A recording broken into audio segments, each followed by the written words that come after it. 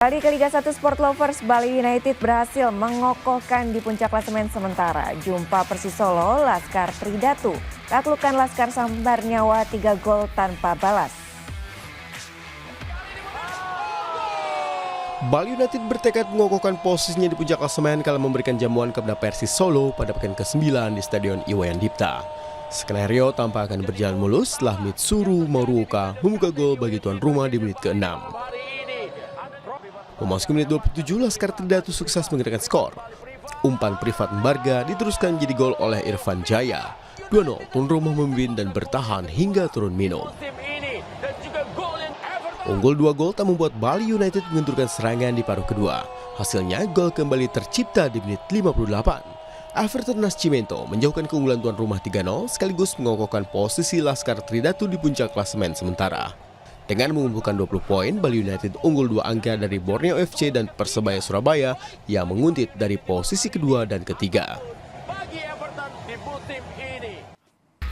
Sementara PS Sleman belum mampu keluar dari zona degradasi. Bertemu Persita Tangerang, Laskar Elang Jawa takluk 1-2 dan masih berkutat di posisi 17 klasemen.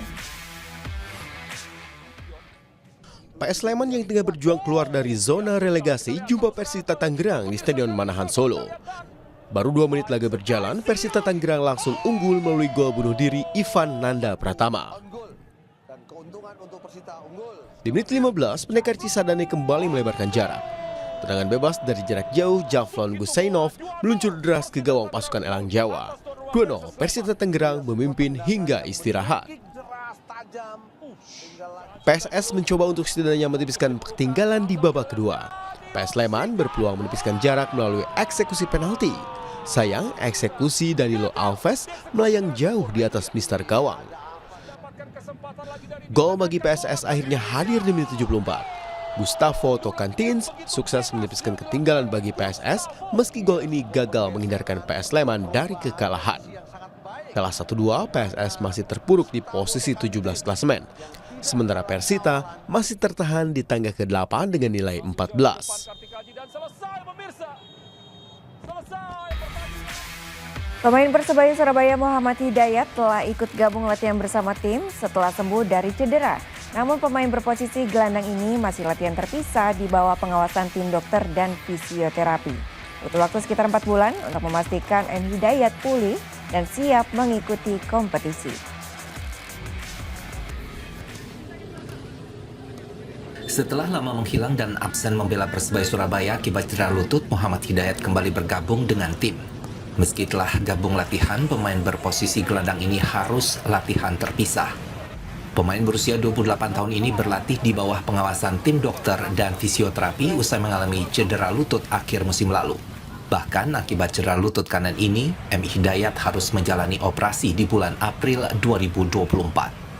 Menurut pelatih Persebaya Surabaya, Paul Munster, masih butuh waktu hingga 4 bulan untuk Hidayat bisa kembali bermain di Liga 1.